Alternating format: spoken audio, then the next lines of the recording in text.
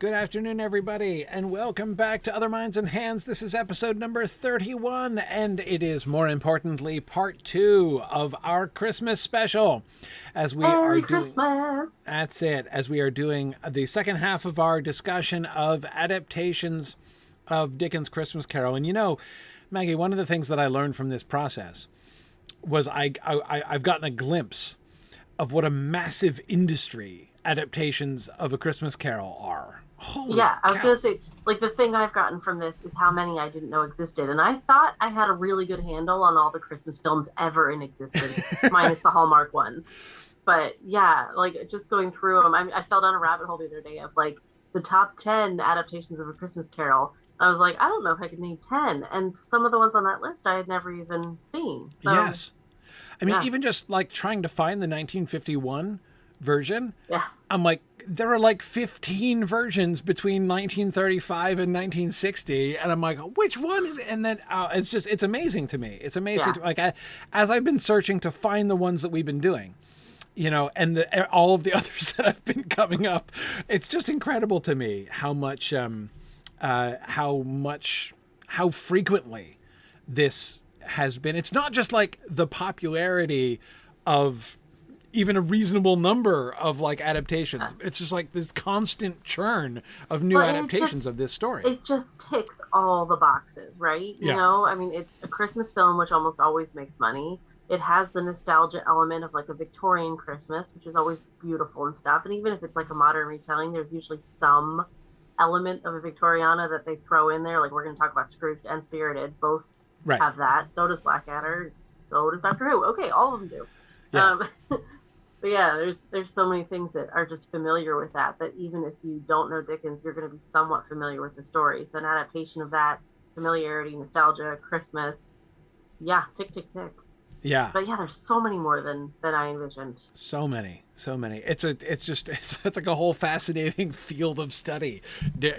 Christmas I Carol also Dickens adaptations. I also feel like there's like a covert adaptation sect that we haven't even touched on.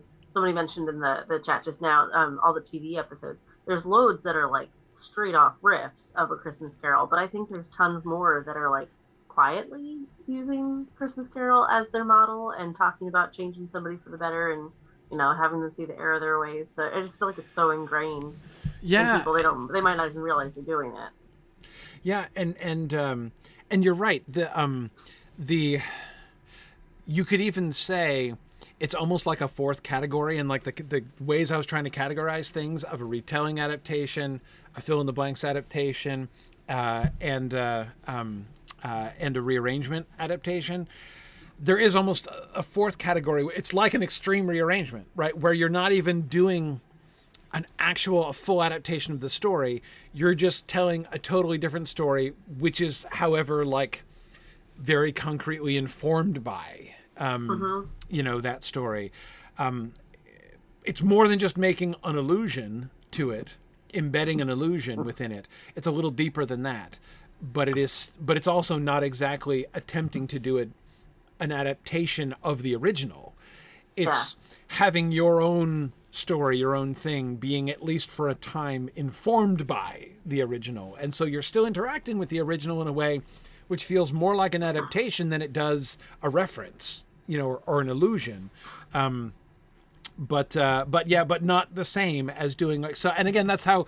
So to define the rearrangement category, which is what we're talking about today, and we haven't really done this because this hasn't been done with Tolkien. We've been focusing mostly on Tolkien stuff, and no one's done this with Tolkien yet.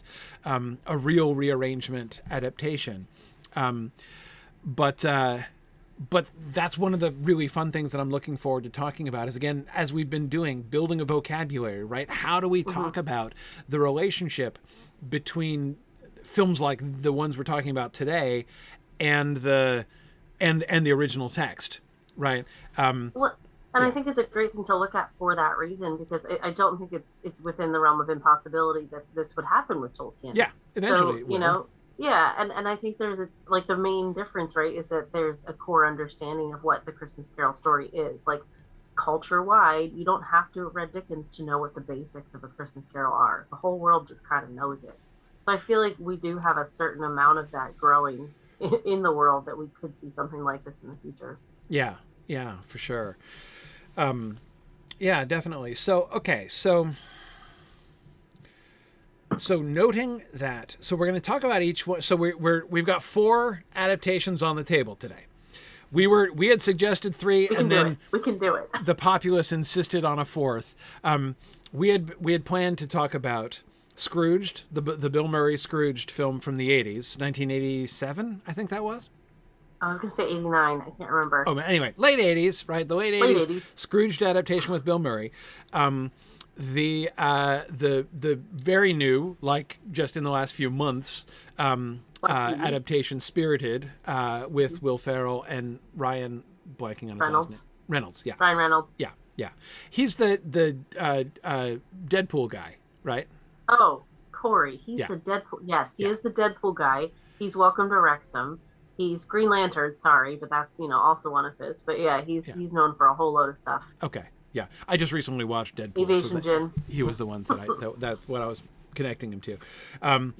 And then, so those, and that was 2. Oh, yeah, and then the Doctor Who Christmas Carol special was one that I had. Which I hadn't watched in years, so that was pretty fun to revisit too. Yeah, And Blackadder was the wild card thrown in, and I'd never watched that before ever. I'd never watched an episode of Blackadder, which my husband was really appalled by.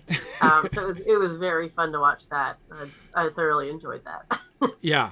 Actually, that was really fun. So we're adding the Blackadder Christmas Carol adaptation as well, which is fun because it actually fills a kind of rearrangement role that nobody else did. It's unique in any the Blackadder Christmas Carol is a unique adaptation among any of the Christmas Carol adaptations that I've seen. Unique, and not just because of the Ghost of Christmas Future and the Tri-Husband, whatever they called it, and unique in how they spun the story. They spun the story, yeah. Their relationship with the original story is unique from any of the other relationships. Now again, to clarify, excuse me, we are primarily differentiating these adaptations from the ones we talked about last week. The ones last week are retellings. Like they are trying to just do the Christmas Carol. And it's not to say they're not making any changes. One might think that casting Muppets in the Christmas Carol or casting, Mickey Mouse characters in the Christmas Carol is like a major, rearrangement of the story. But I would argue not. Like those stories are still, they're trying to transmit Dickens to us in some kind story. of yeah. I was just going to say we should review what we did last week in case people didn't see it. So last week was Muppets, Mickey, and 1951, A Christmas Carol. Plus we dabbled in a few other kind of close retellings, but those were the 3 that we covered last week. I was fascinated, by the way, with the fact that it was the 1951 Scrooge film that the 87 that the Bill Murray Scrooged movie was primarily reacting to.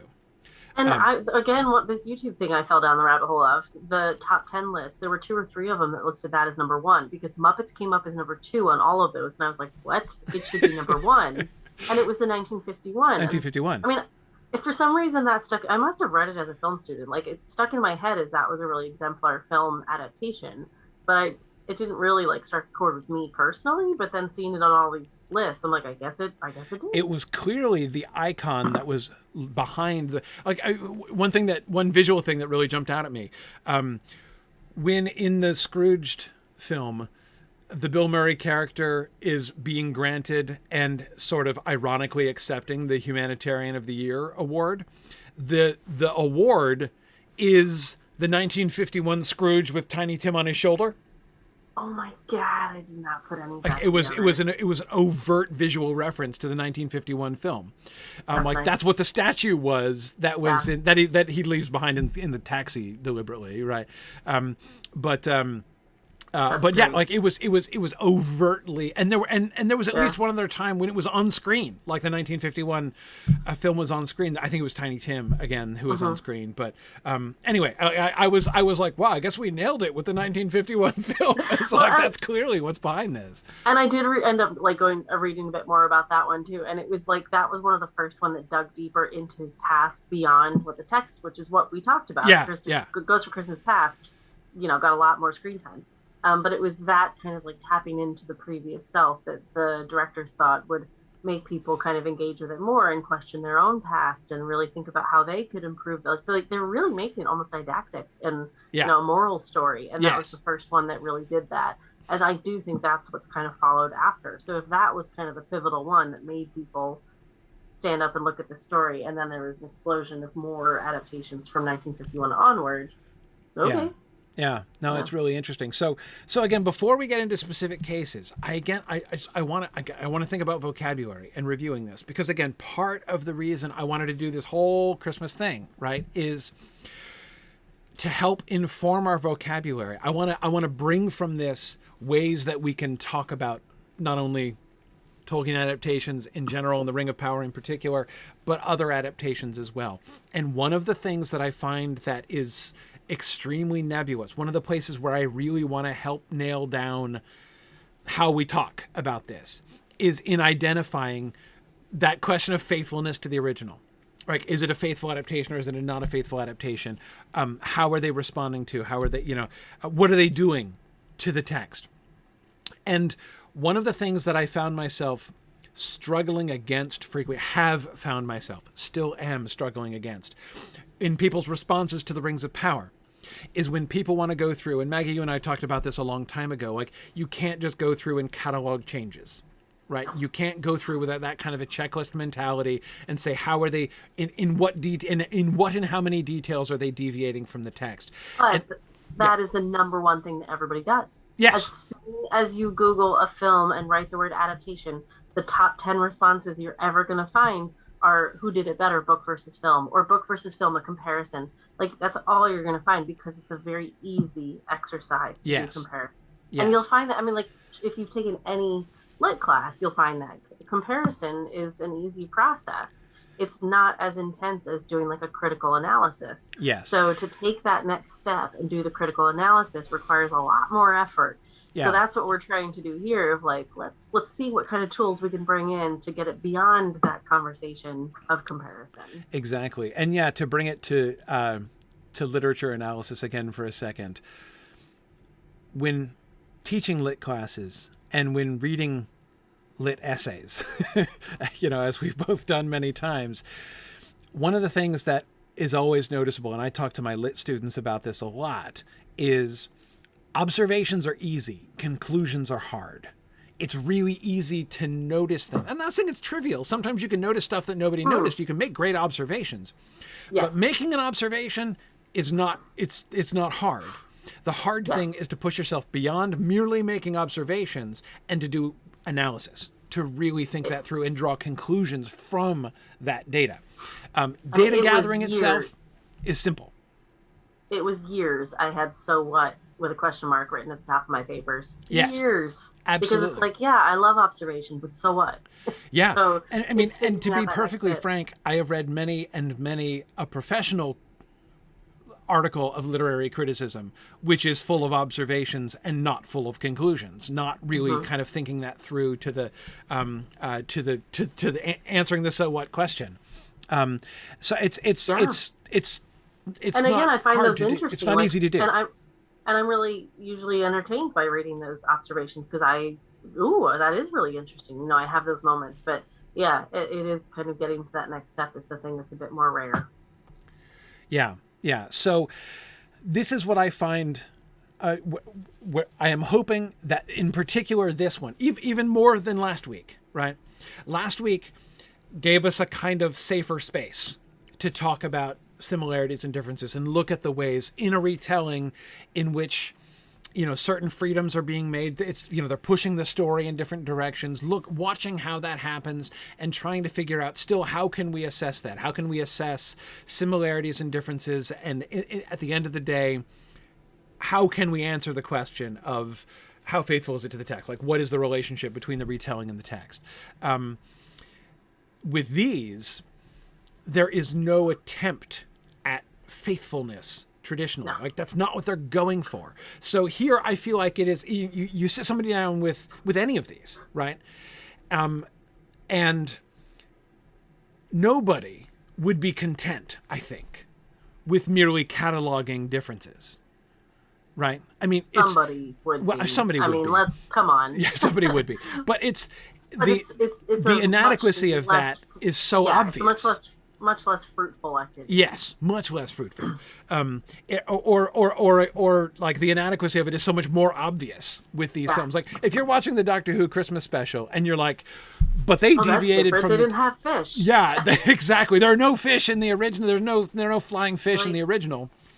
You know that. Yes, okay. That I don't think was something they were trying to slip by people, right? There was no time travel, actual time traveling. Though again, like the way that interacts is fascinating. Anyway, it's just we need to establish a different set of criteria, right? What if it's not? So it can't just be about the existence of change, the existence of variations, and yet there still should be a way in which how can we compare? How can we talk about the relationship between each one of these and Dickens? Right? Because I think we can do that. But it's interesting. That's what's so exciting about these, though. Yeah. Like, it depends on the adaptation. There are some that I want to be much closer because I am emotionally attached to it and I'm very protective of it and I want you to be careful. And that can sometimes happen within the same text. If you're taking something like A Christmas Carol, I absolutely love a close adaptation. I want to see it beautifully told because it's a lovely story. But I'm also really interested in how you're going to subvert that idea and how you're going to play with those themes. Because it's a tough line to walk, I think. If you're going to take something like A Christmas Carol and include magic fish and time travel and frozen boxes and, all these other things, you're like, what?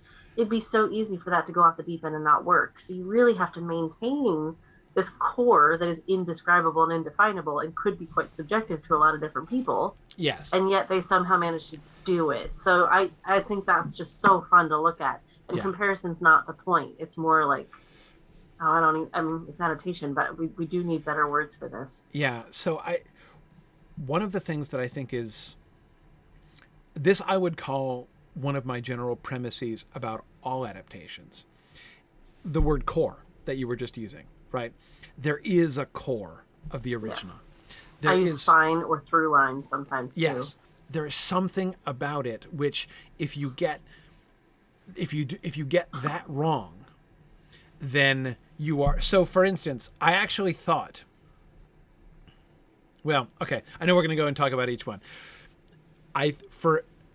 There was a point in the middle of the Spirited movie, which I just watched last night, where I thought they were going to depart.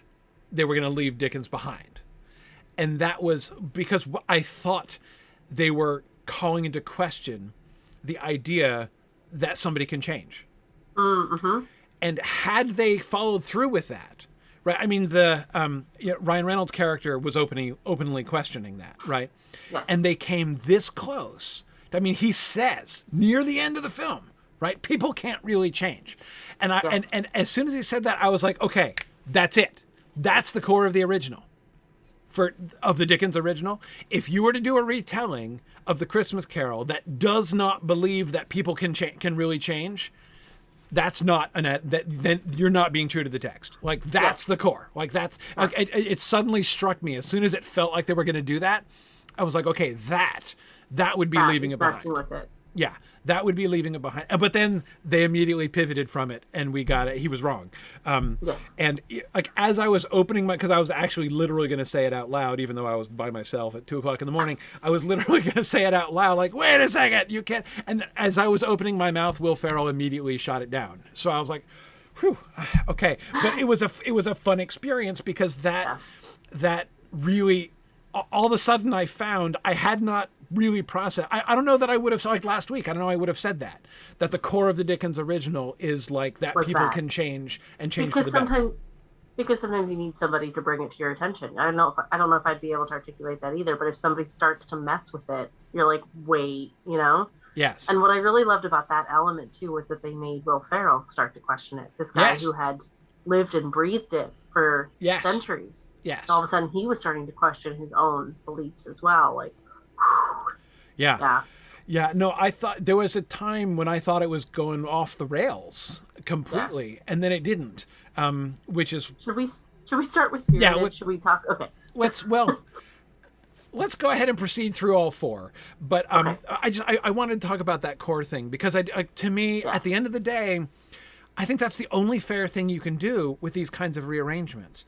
And the big conclusion that I would weigh in on in advance is it's not only that there is a way for us to take a total rearrangement, compare it with the original, and say, like, answer the question, the faithfulness question. Like, we can't answer that. Like, it's an answerable question. That's the first premise. But the second premise, and the thing that I didn't even really fully expect, it's only by trying to answer that question that I found out what the core of the original was, if you see what I mean. Like, this is the thing that's so valuable about adaptations. And this is the thing more than anything else that has led me, I no longer have any fear of adaptations. I understand, I have sympathy for people who still fear adaptations. For all of the people who still feel on some level the original is going to be ruined by bad adaptations. Like, I sympathize with people who feel that way. I no longer feel that way myself at all. And this is why. Because even bad adaptations, watching adaptations helps me understand the original better. Exactly. Like, it's like you don't even know what is there until it's gone, right? It's like, in fact, I actually think that watching bad adaptations, we should actually do an experiment with this, might help me understand better what the original core of the original is. I mean, there's so many lectures on this, but yeah, there's quite a few I've given on some of my favorites that were done poorly, and obviously Susan Cooper's Dark is Rising is at the top of my list because that is my film, that is my book, that is, not my film, that is my book. So when that one came out and going into the deep depths of that one, and if you have no concept of the text and you just watch the film, it probably could be entertaining, and here's why. And you can outline the whole structure of, because it follows the routine, because it follows the hero archetypes, because it follows the monomyth and all those things. But as soon as the story starts, you are thrown up against stonewall after stonewall after stonewall of things that don't work to the core of the characters that you know so well. So they're just subverting everything and hitting it just on the wrong side of the line. So you have to kind of be thrown in the face those moments that make you kind of jar. And sometimes those moments are really effective because you're like, ooh, interesting choice, but I can see it. Okay, I can go with this. And other times it jars and you go, oh, hell no, absolutely not. Right. Absolutely. Yeah, I definitely think it clarifies the original text view. And there's a big argument in adaptations. You even need to have an understanding of the core text to enjoy an adaptation. And, subjective. Of course, you don't need to read the book in order to enjoy the film. But if you're going to study it, if you're going to do analysis on it, then everything about the adaptation goes back to the core text. That doesn't mean it's better or worse. It just means it's reflective or reductive of the text. So you have to have an understanding of that element. Yeah. I mean, it would be like saying, can you enjoy the cover of a song by another band, even if you've never heard the original before? Of course you can. Like, of course you can, right? Yeah. But you can't really appreciate the cover of the song, fully appreciate it without knowing the original as well. I mean, that's obviously just sort of a different question. Okay. All right. So let's go through some of our examples here. So we're going to start with Blackadder here. And of course, the genius of the Blackadder adaptation, the unique thing about the Blackadder adaptation is that they reversed the change, right? They told a version of the Christmas Carol where the Scrooge character is a wonderful, loving, giving, exemplary person, self-sacrificing person at the beginning, is visited by the Christmas spirits. Through his visitation by the Christmas spirits, learns that selfishness pays, and so wakes up on Christmas morning and decides that he's going to become a selfish jerk for the rest of his life. Yeah. Yeah, I love it when Robbie Coltrane comes in and is like, "Oh, you're a good guy. Just howdy ho, see ya." And like, "Oh no, come in. Can I have your cup of tea?" And then it all just goes off the rails. It's great. Yes, yeah, and so that's it's, and again, as I said, as far as I that's unique. I've never seen a Christmas Carol adaptation that now again, but see, here's the thing: it's a wonderful illustration. You can't compare point by point, right? If you start comparing point by point, you're like, they're doing absolutely everything wrong, right? No, but if you hit that center core that we have now just pivoted, it all makes sense. It all makes sense. It's like everything else falls in line. We go to Ghost of Christmas Past, we see something that affects change in a person, it just goes the other direction. It just goes the other. So yeah. So is it a 180-degree change? Yes, but it maintains the core of the original. I mean, amusing. The 180-degree change is where the comedy lies. Like that's why it's funny, because it's 180 degrees change, and that kind of thwarting of expectations, of course, is classically what comedy does. And Blackadder in particular. Yes. But in any case, like, it's a fascinating example of how, despite, on the one hand, you could say it changes absolutely everything, it does preserve the core idea, right? Which in this really funny way. Yes, on the right here is Blackadder in bed with the Christmas ghost. Love it. As they're kind of hanging out and seeing occasional visions. I haven't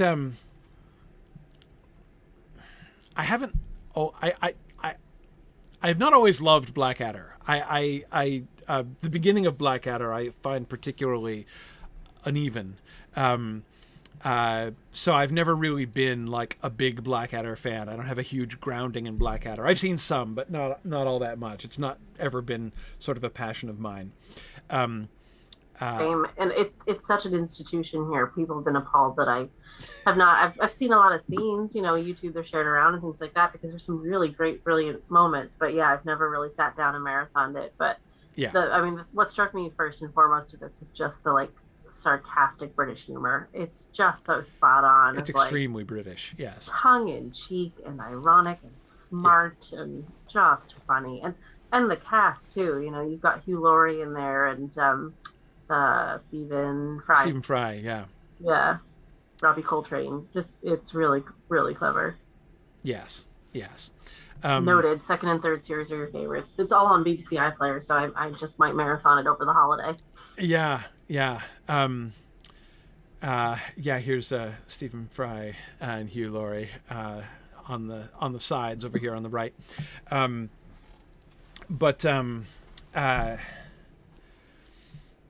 Anyway, yeah. So the picture on the left is part of the vision of Christmas Yet to Come, where again he's seeing the if he continues.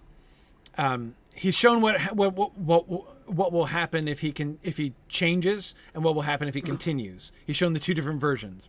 If he continues as a generous, giving, self-sacrificing person. So first he sees the one where here's what will happen if you become selfish, because he is he himself is in the normal position. He himself is in the reverse position, where he's starting off as a good and generous and kindly person. But the Ghost of Christmas Future is basically running the same script. Like, here's what the future will look like if you're selfish and horrible, which he isn't, right? But he's showing him what he would look like, and that's what the Ghost of Christmas Future does, right? And so it shows him he's there on the right. He's this like dictatorial duke in this quasi-futuristic world, with his personal slave Baldric there, in but the clearly leather high speedos. Standing and powerful and adorned and all of that. Exactly. And so this is supposed to be like the scary vision of him in the future that prevents him from going in that direction. And then he requests the spirit. He's like, "Can you show me the version of if I continue being nice?" And what we get is exactly the same scene, except I love that the spirit is like, no, we can't do that, and the mist starts rolling in without his control. He's like, oh crap, we're going anyway. Yeah, his power gets like subverted there. Yeah. And then of course what we see is Blackadder is the one in the slave in the weather speedo, and Baldric is the Lord, and he's like, I want the other one. Wait, so if I'm good, I become a slave? Yeah. Right. Yeah, exactly. So, and this is what inspires him then to have his change of heart, his ironic change of heart, and become a selfish jerk, starting Christmas morning. And you think that's where the story would end, but then of course there's another classic twist at the very end with Victoria and Albert coming to the door and saying, "We've heard that you're the kindest man in all the land. We're going to give you £50,000, but he's acting like a jerk, so he doesn't get it. Right, and he throws them out. Yeah, exactly. So, yes, there's sort of the final twist where his his newfound selfishness in the short term does not pay off. You know, he was going to be named a baron. He was going to be given this wealth. But he doesn't get it because he's decided to become a selfish jerk. Anyway, so it's really fun. By that twist at the end, it doesn't actually twist the moral, right? Like, it doesn't actually, like, the moral of the story, like, if there is a moral of the story, like, it does not provide the, like, so actually be selfish, that's better. That moral, that apparent moral, is undermined at the end by what happens with Queen Victoria. Good shout. We can't take that away as a moral, because it's like, no, he still made the wrong choice. He still made, he made the wrong choice. But anyway, but it's still, you know, this sort of comedic play on the whole, changing your path based on visions of the present and the future. So, but yeah, and this, again, it was another thing that was kind of helping me to see and to feel where the core of the Dickens story lay, right? And how clearly it was seen. Like I was saying before, you know, if you have a general understanding of the Dickens story, the amount that you're able to stray from it, I think, is so much stronger, because the core, again, we got to work on these lines. The through line is so strong that you have the ability to play and mess around with it. You know, you're allowed to take people in different directions. Yes, exactly. So, Spirited. This was such a fascinating film. Oh my goodness. I think I've watched it 3 times now, because the first time was just like an onslaught of detail, and you're like, whoa. And this is me geeking out, I absolutely love the music and dance, and I got to the very, very end of it before I went through all the credits. And it's the same people that did the choreography and music for Greatest Showman. Loved that. Yeah. And Dear Evan Hansen, it's those guys. So it was just like, oh, they got some good talent in here. Yeah. And did not spare any budget. No, and the way they walk the line between parody, like it's almost self-parody, but never totally self-parody. Yeah. Especially the singing and dancing, right? Yeah. I mean, the way that attention is drawn to, like, oh, we're doing another musical number now. Oh, it's this, yeah, that right? Kind of or movie? the wonderful conversation where Ryan Reynolds' character is like, so tap dance is new for me, but it's a very expressive medium. I kind of enjoyed it, right? You know, and that's very Ryan Reynolds himself too. Yes. So that's a very, like, you know, we were talking about Mickey playing Bob Cratchit and Kermit playing Bob Cratchit. Like, it felt very like Ryan Reynolds playing this character. It was very, like, in the moment. So it really walked that line. And similarly, how they referenced A Christmas Carol itself. You know, so like when the Marley, I forget what his name was in this, but when he comes in to do his song and dance, no, he's actually Jacob Marley, I think. Yeah. Okay.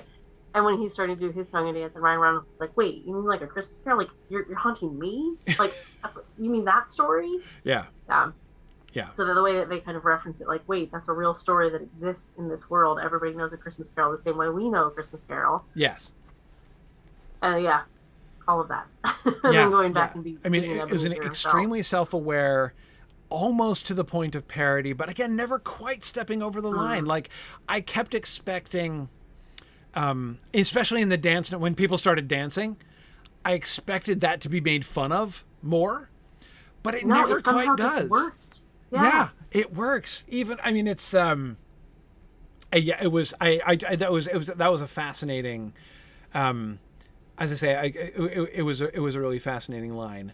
When there's a real strength in suspending belief with adaptations too, you know, like we were talking about with the Muppets, there's allowed to be ice skating penguins because we have allowed fruit to sing to us in scene 1, you know, so like once you kind of set foot into this world and the first few bits make sense, it's incremental steps to keep suspending that belief, and I think they just handled that really well. So within 10 minutes you're like, I'm in.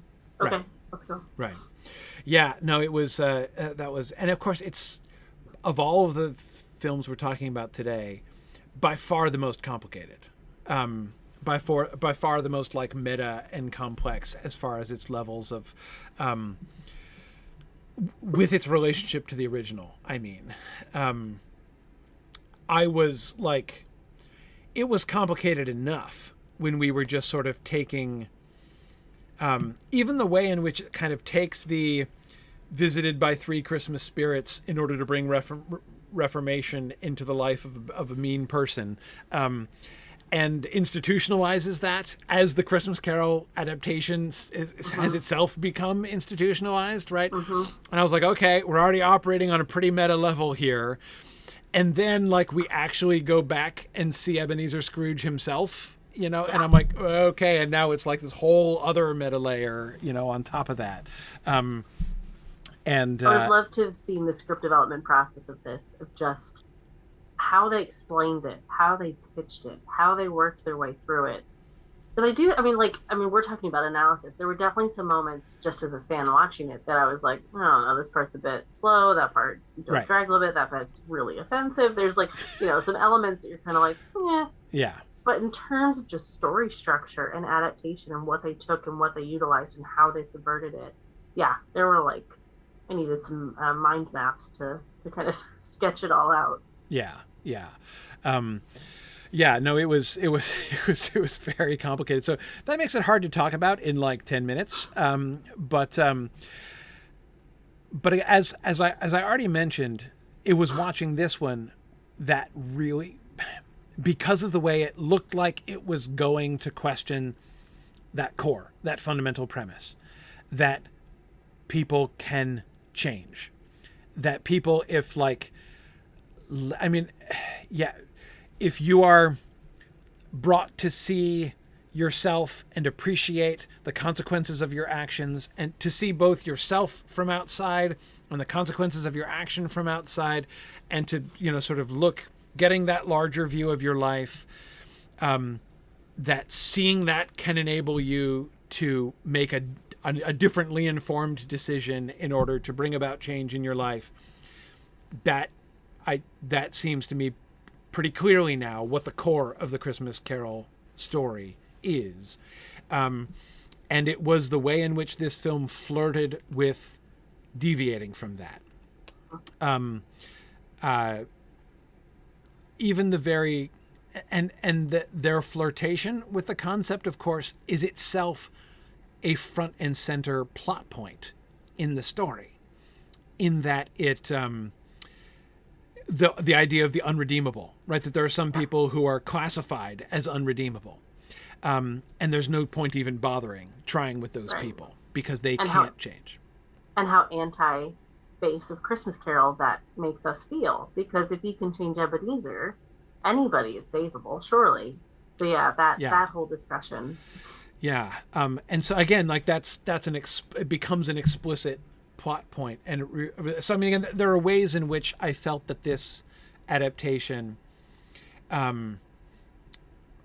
engages more directly with the core in its way. So I'm not so, you know, would I say at the end of the day that I thought that this film was like the most faithful adaptation of Christmas Carol ever? Like, no, that would be a silly statement to make. But again, if we're thinking about identifying that core, like what is it that makes the original story the original story? If you stripped away everything else, what thing do you have to keep in order for it still to be that story? This is the adaptation of all of them that I have ever seen. This is the one that engages with that core most directly. And therefore, that's what I found so fascinating about it. That's why I really liked it. I mean, there are lots of other things that I enjoyed about it, but I was primarily thinking about it in these, you know, how it was functioning as an adaptation. I mean, seeing it in the context that I did, right, just to prep for this discussion, I was really focused on its relationship with the original rather than just, you know, watching it as a movie. Which, I mean, this is like a conversation you and I have had before about the Rings of Power when people say, do you like it or not? And I'm like, I'm not sure I've ever really asked myself that question. That's not really a relevant question to me. Like, I don't care. Like, that's, And I feel like I can still walk that line where like I still watch it with my brain shut off to enjoy it while I'm still picking up on stuff to kind of consider and discuss with you later. So Yeah. I feel like I do make more opinion statements that have gotten me into trouble a few times. However, the analysis is the point of what we're doing this for. So the question of do I like it? I'll always tell you if I liked it or not and probably why I liked it or not, but that's not really the point, you know? Yeah. Yeah, and I really don't ask that question very much. Like I'll say I still do, but yeah, I don't know. To me, that's still quite integral to telling a good story, enjoyment. But that does not define it. That defines it for me. yeah. You know, like every single person's going to be different. So Yeah. the idea of somebody liking it or not is still valid for that specific person, but it doesn't need to turn into a debate. It can just be, I like this thing, and here are my reasons. But it's nice when we're doing analysis and we don't have to pull that into it because it doesn't ever have to be a debate. We're just discussing things that are interesting to talk about. What I loved about that core element, Subverted and Spirited, though, was how Will Ferrell as Ebenezer Scrooge started to question that as well. Yes. Because you're taking that core of everybody can change, but then you're also suggesting, can they, or can they change again and become bad again? So when they have that whole song about good afternoon, Yes. which in Victorian era was a swear word, basically. that's the the premise of the song. Yeah, of just making him be a bad guy, saying good afternoon, like good afternoon. Making him kind of walk that line again. You're questioning, is he actually bad at his core, or is he turning a corner and embracing that again? But that's also really powerful because I feel like that speaks to a more modern mindset of you can change, but you have to keep working at it. Yes. Or you can change, but you can always change more, you know? Yes. Yes. So I quite liked that kind of challenge. Yeah. It's not good or bad. There's a gray and there's a work, and yeah. Yeah. Yeah. Right. No, I mean the way that they in that sense worked into like the like the future adventures of Scrooge. How does he continue to change? The way that got layered on top of things as well. Yeah. And it was the Good Afternoon song was the first place I began to feel actively uneasy. Okay. About its relationship to the original. Because I was like, because I was thinking to myself, I'm like, man, I could totally imagine a modern filmmaker thinking that it would be both hilarious and delightful to have the ghost of Christmas Present trying to bring about positive change in a bad person, and instead have the bad person convert the ghost of Christmas Present into being a bad person and just like reverse it in that way. And I was like, I could totally imagine a modern film that's the premise. Like in the end, like everybody's awful, and that's like, and I'm like, but I'm hoping this does not happen, because that I think would be awful and would have been, that would have felt like an abuse of the original.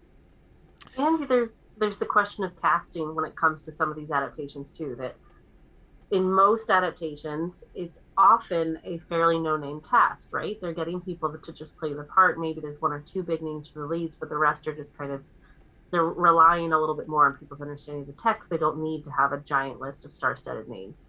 Right. When you're doing something like this, and you've got Will Ferrell and Ryan Reynolds, both of whom have such a strong off-screen presence, they are bringing that personality into the character. So that is like another reason to be a little bit nervous sometimes when you have something like Dickens that you want to take care of and Will Ferrell has it. You're like, oh God, that's like Jim Carrey having it, right? Jim Carrey having it. I was just going to raise him as an example. Who also played the same role, but in a very different way. You know, so it is just kind of that like, oh God, I don't know where this is going to go. And they took that, I felt like they took that Will Ferrell energy and the Ryan Reynolds self-reflective commentary and stuff and somehow kept it in check, because there weren't unscripted off the rails moments like there are in Old School and you remember all of them, Wedding Crashers and things like that, where he does just go off. It didn't feel like they had that. It did all feel scripted and controlled, but still with their own voices. So that's a real strength of adaptation too, to take these actors that do have these personalities and bring a script into their own persona that matches the core text. Quite the balancing act. Yeah, definitely. But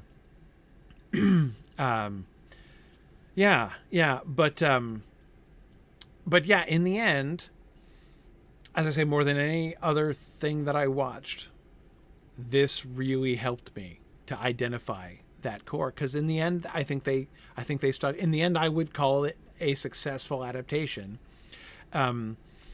of the original, despite I mean, I'm not sure that even like adding flying fish and cryogenics are larger changes to the story than they made in this. Yeah. I mean, even the fundamental premise that the ghosts, the Christmas ghosts, are the ghosts of dead people. Like that premise all by itself is a massive, massive change from the original. A change on this, like, larger than the scale of almost any other adaptation change I can think of. From any other adaptation. Like, that's huge. That's absolutely enormous. But it didn't strike me as a big deal. No, I thought that it worked in some in interesting ways. Yeah. But to take you to the point of fear by potentially changing the core. Yes. That's I can see how that would affect you. Yeah, I'm like, I feel like I could talk a lot more about Spirited, but I also get the feeling that not a lot of people have seen it. But I think that's the kind of main takeaway I would take from it. It's a really clever, modern retelling that is like self-reflective and inspired by and stays true to the original text. Yeah. The image you put in the top left-hand corner, I loved that moment where Will Ferrell, who's the ghost of Christmas Present, is instructed to go back to the script, like play it by the script. And the next scene you see is him sitting on top of a big mound of food saying, "Enter and know me better, man." Exactly. Like word for word from Dickens. Directly word for word. They even had like some of the same kinds of food, in the and he's got the torch and he's got the wreath. The torch and the wreath, everything else. Yeah, exactly. It's he's the only one, by the way. I mean, like, he's the only ghost of Christmas Present carrying a torch that I've seen in any of the 7 films the 7 treatments that we've watched. He does not have a torch. I've definitely he gets in the Mickey one. He does the thing with the street light where he turns it into a flashlight. Yeah, that's really cute. Right, that's cute. But that. Like, he's not just supposed to use a light source. Like, his torch is essential to his being. Like, it's his power. It's what he does. So that they showed him with a torch there. Again, it was very, very, very close in that moment. But kind of making. The veering close to the original script, to the original story. Was a really fun kind of touch point in the middle of this story. I also really enjoyed the things that they did at the end. So spoilers, sorry, but I also really love the things they did at the end, where retirement for one of these ghosts was to go back to Earth and live a life. So the fact that when he retired, he got to go be immortal and actually try his hand at some of these things he's observed for so long, that was really lovely. And that he could still interact with the spirit world and participate. And that they had taken that and diversified it. So instead of just being this Christian holiday, they're doing Hanukkah, Ramadan, the ghost of Christmas. I loved that. Like the ghost of Ramadan past. I like that. Fantastic. Yeah. Oh, funny. Yeah. Right. Okay. Let's keep moving forward. Then we can come back and generalize if we want to. So Scrooged, the 80s version, the Bill Murray version. Of all of these rearrangement adaptations that we watched, this was the closest to a retelling. It's not a retelling adaptation. They're not trying to do Dickens. It's still a rearrangement, but it was the most gentle rearrangement in the sense that they're keeping the overall shape of the story. This was almost like, not quite like, it was more than this. This was almost like the kind of rearrangement that does a Shakespeare play in which you do all the lines from Shakespeare, but the people are in like World War II costume kind of thing, right? Have guns instead of swords and yeah. It's more of a like when you're doing that kind of a thing. It's more of a juxtaposition of two ideas right? You're keeping the original story, but you're juxtaposing it with another set, another context, another set of ideas. This wasn't quite that. This was more than that. Like they changed more of the story than that. But it was closer to that, I felt, than. But you could see the bones of that. Yeah, I feel like you could see the bones really clearly of this. That it still had the same 3-arc structure. It had the same list of characters. They just did different things with them than happens in a complete retelling. Yeah, and it was one of the things that I was curious about. The film was less self-aware than I expected about its status as a Dickens adaptation. So, like, on the one hand, the whole initial premise, well, not initial, the whole framing premise of the story is that the Bill Murray character is a TV executive who is producing a Dickens Christmas special. A Christmas Carol, right? On TV. Yeah. So he's like doing a Dickens adaptation. And so when a TV executive who's in the middle of producing a Dickens adaptation is visited by the ghost of his former employer who tells him he's going to be visited by 3 spirits, you'd think he would make that connection a little bit more, but he almost never did. Like he had that experience almost as if he had never even heard of the Christmas Carol before. Now, which I think might itself be a kind of commentary, right? To show the depth of his ignorance. Like he's doing a Dickens thing, but he has no idea what the story is really. He is so ignorant of the true nature and power of the Christmas Carol story that he's producing an adaptation of, that he doesn't even recognize it when it starts happening to him. Clock it, yeah. So that may be part of the kind of the thing that they're doing. But again, I found it not quite jarring, but almost puzzling how little, like in Spirited, everyone's totally aware, right? That like, okay, like the Dickens thing is happening to me right now, right? Whereas his lack of level of self-awareness of that was really interesting to me. Hey, I hadn't really thought about that, but I mean, the juxtaposition I think is really interesting, that they're doing this actual Dickensian thing in his studio, and he's subverting it left, right, and center by having like can dancers and stapling wings antlers to the mice. Yeah. Antlers to the mice. Yeah. So, doing all these things that are very much not in A Christmas Carol, but in his own life experiencing it, he doesn't have any of that register. And in fact thinks it's just costumes and props over and over and over and over again. Right. Yeah, it's kind of missing that next level of... Yeah. By the way, the explicit references to the Bill Murray Scrooged in Spirited also made me feel totally justified, as like the Scrooged is making explicit references back to the 1951 and Spirited is making references. I'm like, making references to Scrooge. We kind of nailed our selection of films to discuss for these. I mean, we didn't know that till we got into it, but I guess these are the ones that influence everybody. So here we are. Yeah. I mean, this is one I grew up with. We used to watch this every Christmas, and I still watch it every Christmas, and I don't think it's aged as well as others could have. I don't think it has the sophistication and the levels and layers and stuff that I think we see in other adaptations. But it's real interesting, and it does take some interesting turns that I think others probably have picked up on, that you can subvert a character and make the Ghost of Christmas Past full of bubbles and carry a toaster, and, or she was present. She was present, yeah. Carol Kane. That you can play around with that kind of idea. So maybe that's more of the strength of this one, that it inspired others that followed. But it was also Bill Murray being hysterical, so the comedic value was quite staying as well. But as a adaptation, it didn't really do much to mess with things. Yeah, no, it didn't. It was, in a lot of ways, it plays the original straight in more than any of these other adaptations did, I felt. That guy has a change of heart. Yeah. Yeah, and I mean, you could say the Doctor Who one comes close in following that pattern, but still, even there's some fundamental differences that this one doesn't have. By the way, just a side note, the physical comedy with Carol Kane completely I had forgotten about that. It was one of the elements of this film that I had no memory of. I was like, was this always in this film? I like have to stifle my laughter because me and my siblings used to reenact that scene all the time. Like, ooh, what is this? And then smash each other with a pillow and pretend it was a toaster. Yeah, great.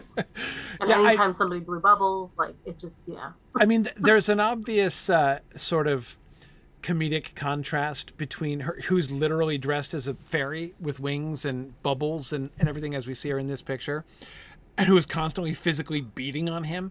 I mean, there's a comedic contrast between her appearance and also she's this very small person as well. Tiny, blonde, yes. Glinda the Good looking. Squeaky voice. Yeah. Looks like she should be the bringer of joy, and then she's abusive and very physical. But yeah, I mean, that's an easy comedic ploy, isn't it? Just contrast what you think. Yeah, and it just kept happening. It just kept happening, and I was like, okay, all right.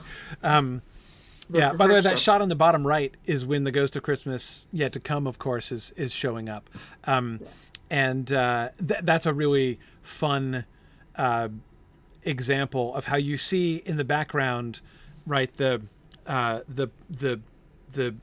monitor shot of the live show that's being filmed downstairs of the adaptation of Dickens, and then the Ghost of Christmas Yet to Come is literally appearing on screen, overlapping among, the fact that you're seeing the 9 different versions of the screen, and then he appears across all 9, right, all showing that this is but anyway, so that still image is a really cool way of sort of capturing how their treatment of the Dickens story is kind of being juxtaposed over the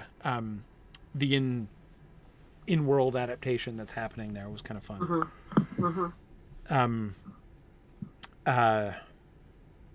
So one interesting departure, the departure from the original that I felt most. And again, this is interesting because I would argue that although this was a major departure, and it was a major departure, so major that it made the story, like the story of the Scrooge character, it made his story a fundamentally different story than Scrooge's. Like his trajectory is fundamentally different. And yet, I didn't feel it. It didn't hit the core. It was fundamental, but it didn't hit the core. And that is, like Scrooge in the original, the Ghost of Christmas Past brings him back and shows him his former relationship that he screwed up, right? His romantic relationship that he screwed up. But he recovers it. He ends up personally happily ever after. Like the romantic relationship that he screwed up and walked away from in his earlier life is not gone forever. That detail, again, it strikes me as that's a massive change. It's a fundamental change because Scrooge even talks about this. Like, he has lost. There is happiness. It's been permanent. He can't just undo. He can't just make everything bad that he did unhappen, right? There are consequences, and the primary consequence of that, there are some things that are still redeemable. Like, he can still change, and the future trajectory of the Cratchit family can be altered positively, right? Because that's still near the beginning. Like, he's still in the middle of influencing that. His relationship with his nephew can be recovered, mostly because his nephew is good and forgiving, right? If his nephew were a jerk, were resentful, he might have already trashed that relationship, and that might not be able to be recovered anyway. That is recoverable because of Fred, because of who Fred is, right? But his relationship, the woman he should have married, she's gone, and she's never coming back, and he's never going to have that.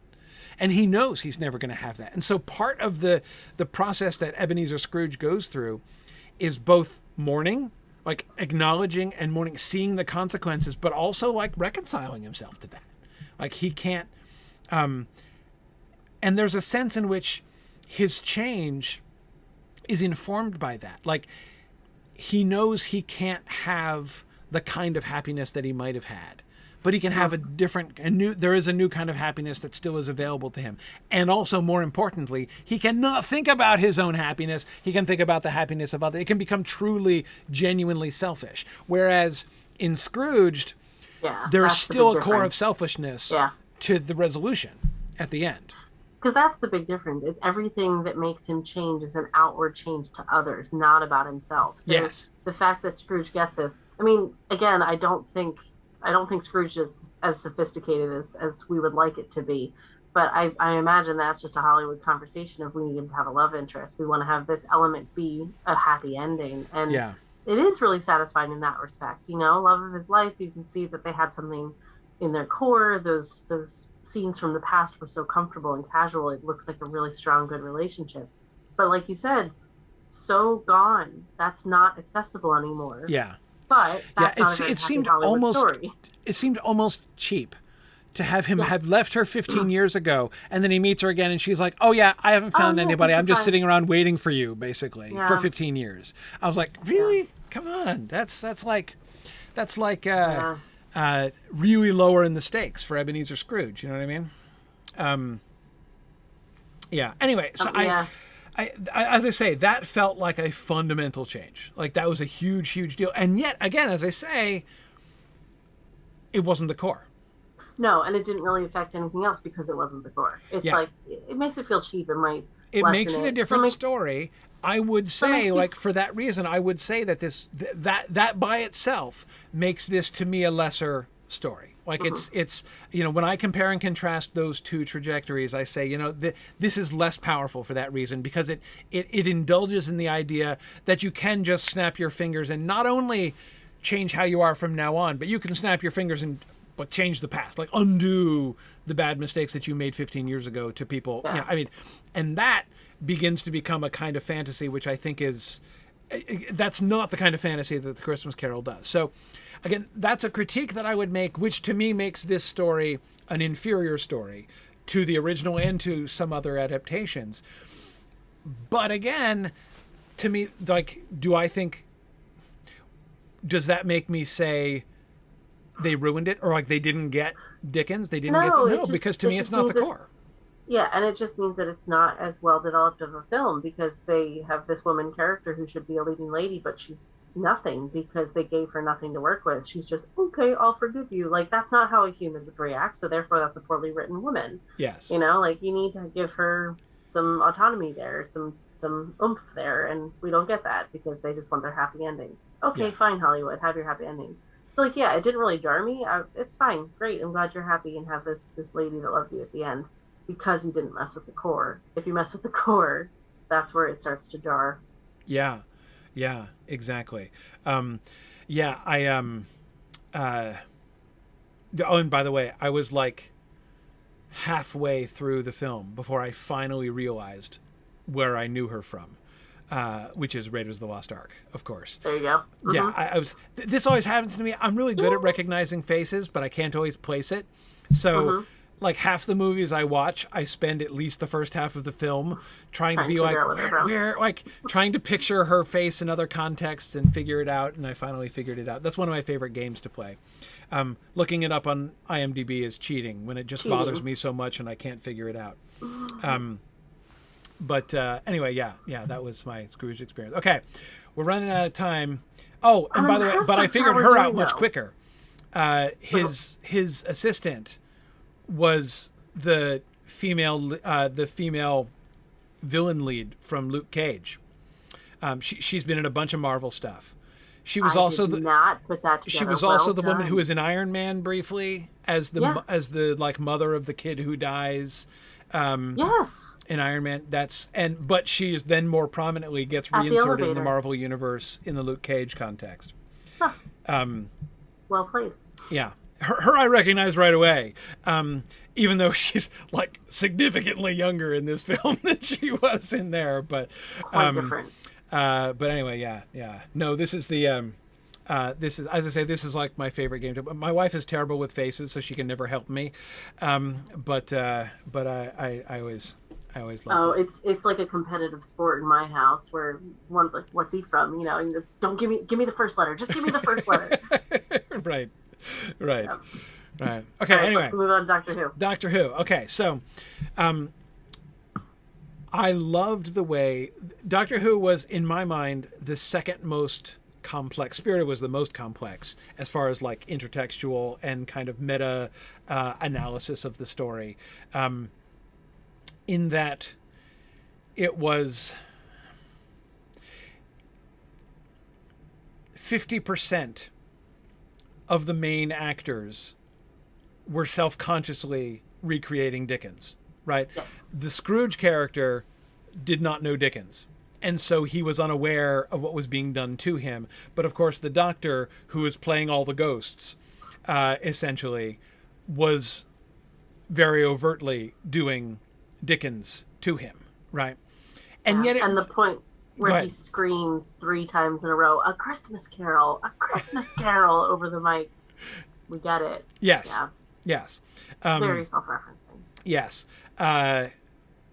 Yes. So, but of course, he's not just doing Dickens in the sense of like, as if he were performing some kind of adaptation. Like he is doing the job. It's like the Doctor's character within the show is himself identifying the core of the Dickens story and attempting to apply that core within this new context.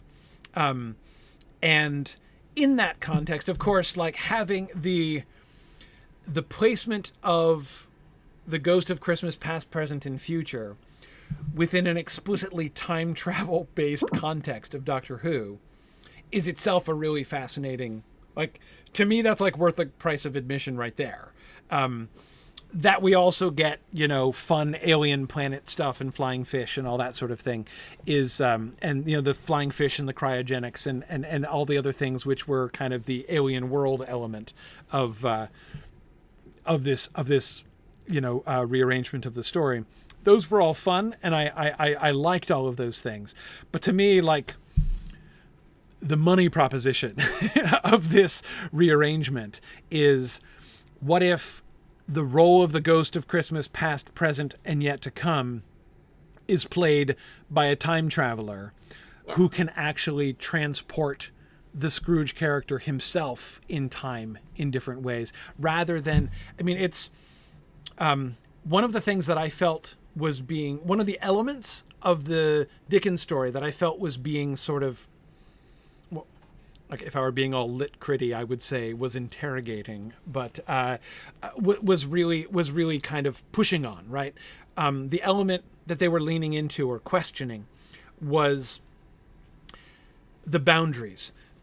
One of the rules, and this was of course a rule that was being invoked and played with pretty significantly and Spirited as well, but one of the rules of the Ghosts of Christmas Past, Present, and Yet to Come is the fact that you can't interact, right? You can see them, they can't see you, you can't interact with them. And so there's the purely spectator role, right, is one of the givens established by the Dickens story, and which almost every adaptation maintains. Mm-hmm. And therefore, like, the story is all about what happens if you can just see this, right? Mm-hmm. So it's all about that spectator role, which, by the way, is part of what makes the casting of Statler and Waldorf so brilliant as Marley, because they're the spectators. They're the professional spectators. They're the visuals. Right? Yeah, they're the critics. Exactly. And okay.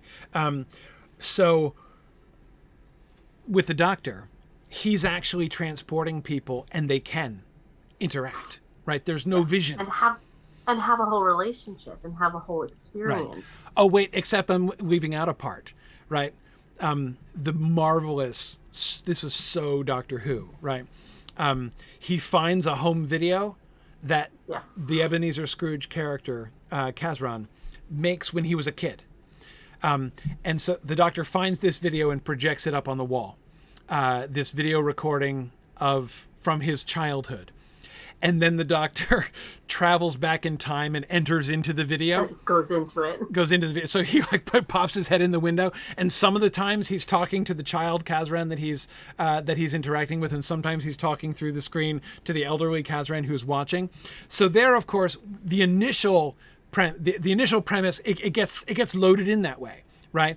Where the elder Kazran can see the vision unfolding before him, but he can't interact with it. Though he does interact with it, right? Like the doctor and the young Kazran are trying to get into the vault, but the young Kazran doesn't know the code to the vault yet. And the older Kazran is yelling out the code, which of course none of them inside the video can hear. Yeah. Until he pops back into the future and overhears him shouting the code and goes back in and gives him the code, right? So that's one of the first examples where we see him playing with this idea that you can't interact between the two. But of course, then the final culmination of this, of like the breaking of that boundary, comes with the Ghost of Christmas Future, or the Ghost of Christmas Yet to Come. Instead of showing Kazran his death, and of course, Kazran he's expecting that, right? He's expecting that that's where the doctor's going to go, to the point where he says, you're probably going to show me how I die alone. I know I'm going to die alone. Everybody dies alone, right? And instead, for the Ghost of Christmas Yet to Come, what the doctor does is he takes the child Kazran that he went back and he brings him forward. So he becomes the Ghost of Christmas Yet to Come to the child by introducing the child to the elderly Scrooge-like Kazran, and both saying to the young Kazran, is this what you want to grow up to be? And saying to the elderly Kazran, are you like, seeing your younger, like introducing you to your younger self? Is this who you want to be to your younger self? And even the way that, he almost smacks himself like his father used to hit him. And that's of course his sort of turning point there. It's really, again, complex, rich, and beautiful. But also opens up that the story's not ending. Like that's in every other story, we see a grave, we see a dead body. Yes. We don't have that. We still have life to live after this. So the fact that it's an unknown was really cool too. Yeah, and then especially, of course, we don't get a grave, but we do get a casket, and that's of course the woman's casket. I'm blanking on her name. What was her name?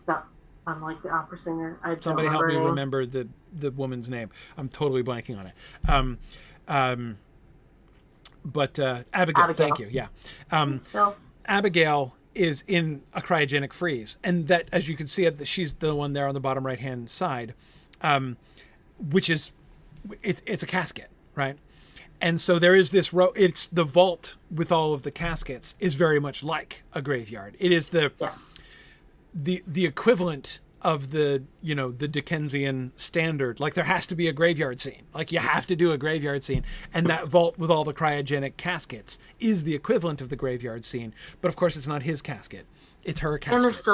And they're still alive. That's not done either. The popping in and out of the casket, right? Mm-hmm. That's another boundary that gets transgressed, that gets altered. Again, that's just as the you can't interact with the past thing, that's one of the parameters of the story that this retelling plays with. The other parameter is that the graveyard, it's always the end, right? Mm-hmm. And of course, the big pressing question, the question that Ebenezer Scrooge in the book is left with, in which almost every adaptation recites or invokes in some way, is the are these the shadows of things that must be, or things that only might be? Like, can the future be averted? Is always the question that we come back to. And so that question of the grave, that's the end. That's the, just the pointing spirit, right? Can change, but, can we get Tiny Tim out of the grave, right? Out of the grave that he saw him in. And of course, here, that boundary becomes a highly malleable, highly permeable boundary, and she's popping in and out. And yet, it's not just ignoring that. There is, of course, the whole premise of the story is there is a permanence of death that they are facing, an eventual permanence of death that they are facing. I think that's what works so well with this one, that it just seems so off the rails ridiculous until you really look at it.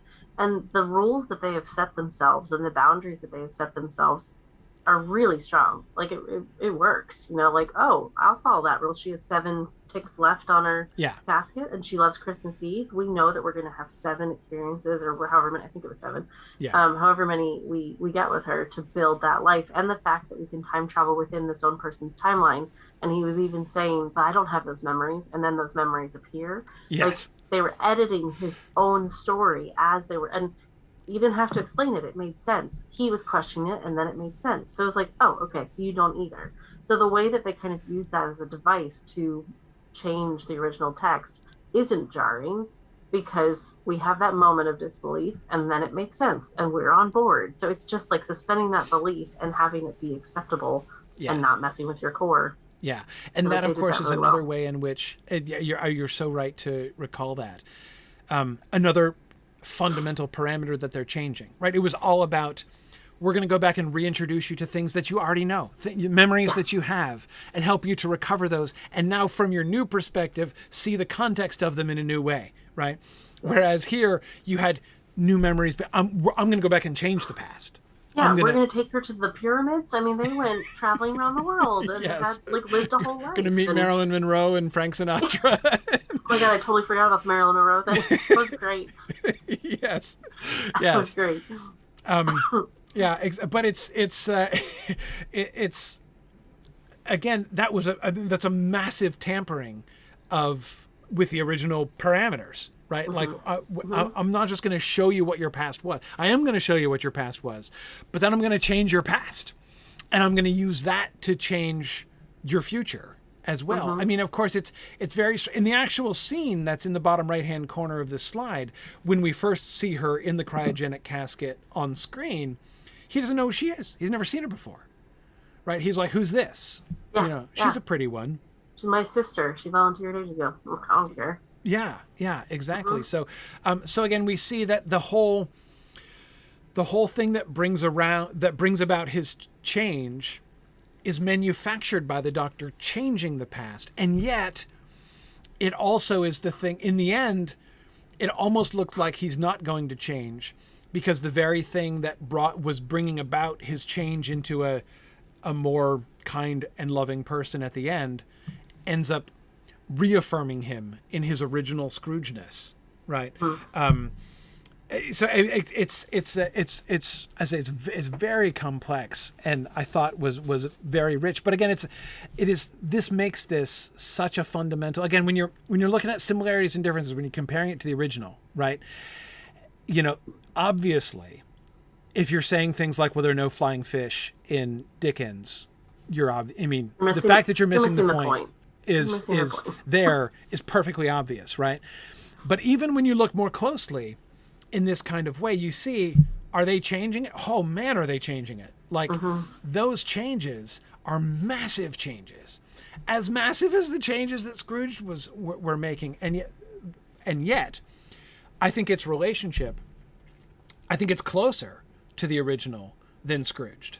I think that the changes are massive, but the impact is not. Yes. You know, like yes. That's the big difference.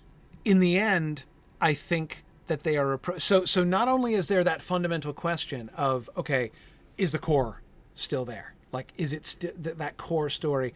And yeah, I think the core was clearly was still there. We still have the Scrooge character, and we're still talking about people changing, bringing about transformation in someone's life, through these mechanisms. Yes, the core is still there, but in this one, it's not just that. Here, I think the Doctor Who one is a wonderful example of how you can make deep and fundamental changes to the whole deep structure of the story. And yet, at the end of the day, I would still call it a faithful adaptation. Yeah. Well, and again, I don't know how I work with the word faithful. Yeah, I know that you would rather not even use that word at all. I feel like we can't avoid it, because it's... Yeah, we can't. But I mean, I think I play around with like a successful adaptation or satisfying adaptation. Like it just does a service, and it's understandable and believable. So all those words. Yeah. The only thing that didn't work with this one is not about Christmas Carol, but the frame narrative of the crashing spaceship. Yeah. It just felt like such a convenient way for us to tell a Christmas story. I'm like, that's the best you came up with? Okay, that's fine. Of course, that I feel is part of the larger trajectory of the larger story of the Doctor and Amy and Rory, who are the primary characters on the crashing spaceship.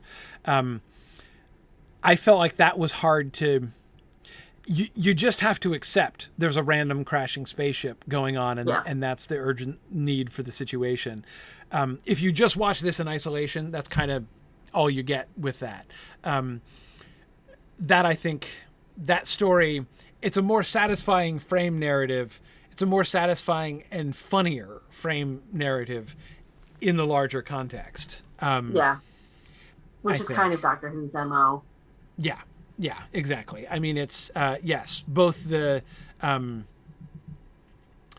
right, exactly. The way that Doctor Who is always balancing the internal story of the episode, right, with the larger trajectory of, you know, the longer story of the show and of that incarnation of the Doctor. So yeah, that's... And with all of these, you're most definitely still going to get people that want to get up in arms about the fish or about, you know, fill in the blank with whatever it is. I just saw today, like, a tweet went out, like, what was your favorite part of 2022? And, you know, loads of people are clipping statements where people said that Rings of Power failed, that Rings of Power sucked. That was my favorite part. It's like, I'm sorry for you. Like, that's your highlight of 2022? Right. And what's your basis? You're always going to have those people. It's just a fact. But if you're able to kind of step back from it and look past the fish and see that the core is still the same and the fish are just this beautiful flourish on, you know, one of the letters, then it's a nice way to enjoy a story. Yes. Yeah, exactly. Yeah, to me, by the way, I agree with you. My first thought when I hear people who say, like, that Rings of Power was turned out to be awful was their favorite part of 2022. My first reaction, like yours, is like pity for anyone who would, you know, feel that way. But my second thought is, if you would say that, then you have, in my mind, voided any right to have an opinion. That is to say, like, the only people who would say that, like, by saying that, you're betraying the fact that you got what you wanted, right? In other words, like, before it came out, you were hoping and insisting that it was going to be bad. And therefore, like, and nobody who approaches an adaptation actively motivated for it to be bad, actively motivated to hate it, is ever going to appreciate it. I mean, that. Are you saying they're unredeemable, Corey? They might be unredeemable. Is that what you're saying? I think I might be saying that. Yeah. And I'm not saying that, I mean, it would take the intervention of Christmas spirits, I think, to change the mind of somebody like that. Well, and most of them, they might have changed inwardly and secretly loved it, but they would never let that show on Twitter. So, you know, you just have to get used to that. Yeah. Yeah. So what we need, therefore, is to figure out how to apply the Christmas spirit experience for the people who are unredeemably dedicated to hating certain adaptations. And Let me call up Ryan Reynolds to see what we can do. Yeah, we'll see. We'll see how we can make that work. The other thing we didn't mention that I feel like we just ought to, because I didn't know about this, was Kat Sass from Signum sent us a note just letting us know that this episode from Doctor Who was actually kind of a loose adaptation itself. Stephen Moffat wrote a short story on a similar theme, quite a different story, but kind of a similar theme. So he was taking like an idea of his own short story, which is one of his first published Doctor Who things. I think she said 96 or something, it was mid-90s. And then kind of used that idea to create this episode many, many years later. So even that is really cool that it kind of percolated with him as one version and then took that in a different direction to take the same Christmas Carol structure and do something quite different with it. Yeah. So just continued evidence that you can take a story and retell it in many, many ways. Yeah. So long as you don't mess with the core. Yeah. Um, yeah. People are making suggestions.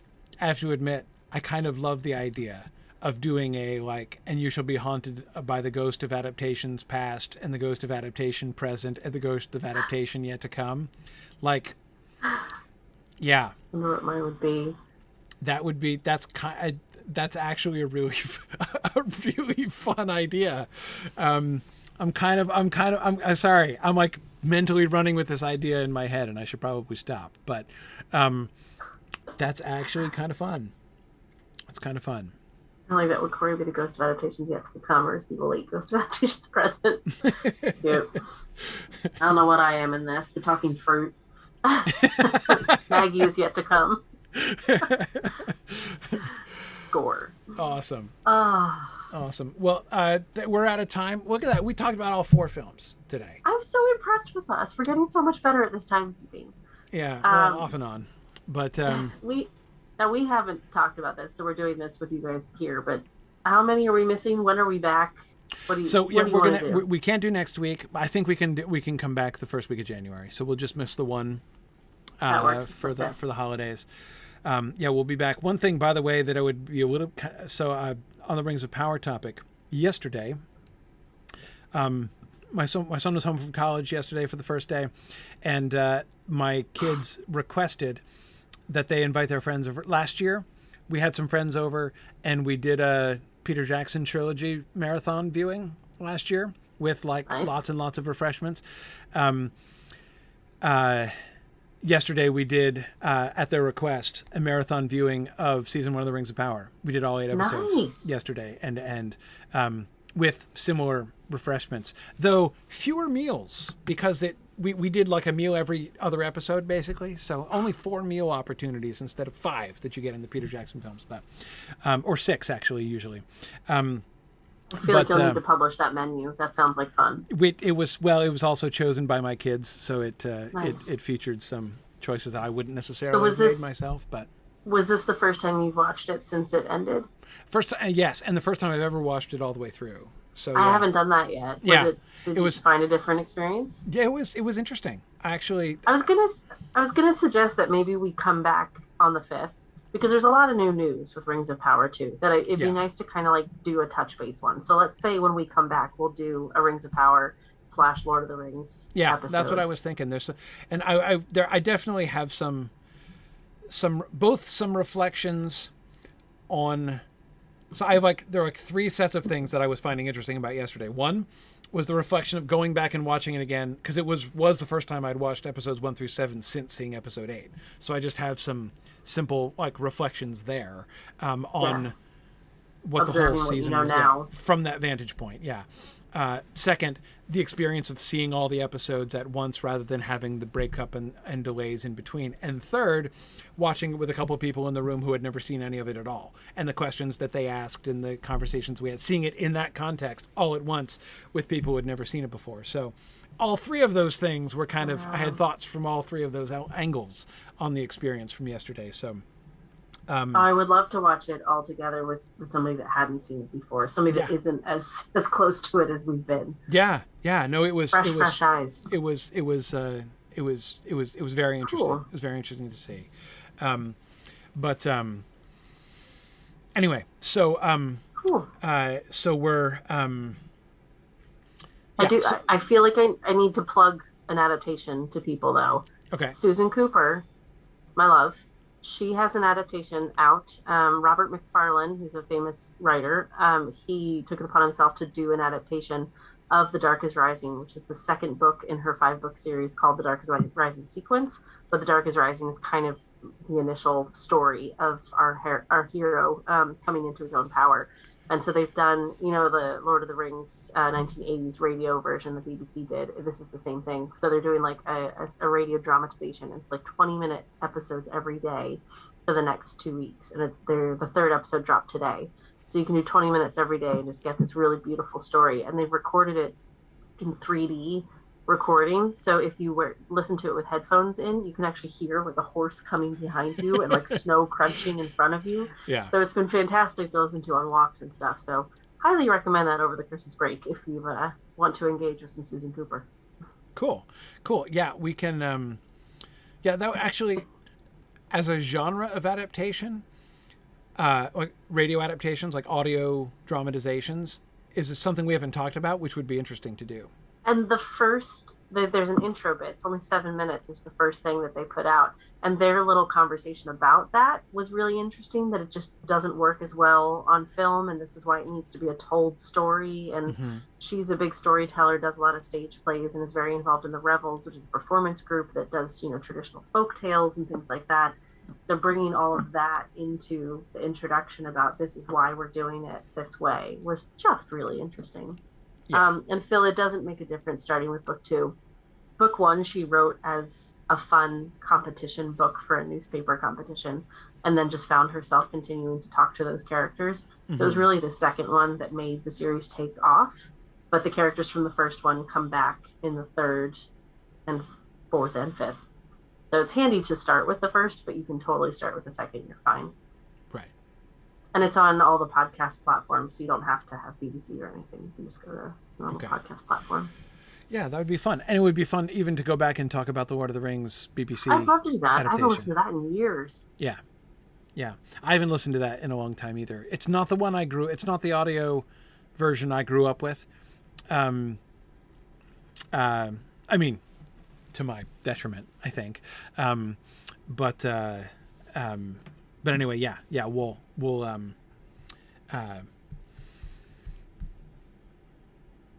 that would be a fun conversation to have. I mean, I also still want to have an episode at some point where we talk about really terrible adaptations, and I'd have to talk about some I would like to test my hypothesis about bad adaptations teaching you things about the original that good adaptations do not. I'll think on that. Yeah. Right. So that means ideally, I would like to find some bad adaptations of good works, or always works that we know well, that we can comment on. So I've got 2, so your turn. Okay. All right. We will. We'll figure that out. All right. So we'll do Lord of the Rings next time. We'll do Lord of the Rings when we come back January 5th. January 5th. Yep. Yeah. Very good. Awesome. Thanks, everybody. Happy Christmas. Yep. Merry Christmas, everybody. Holiday. Happy holidays, and we'll see you guys in 2 weeks. Thanks, everybody. Bye now. Yeah.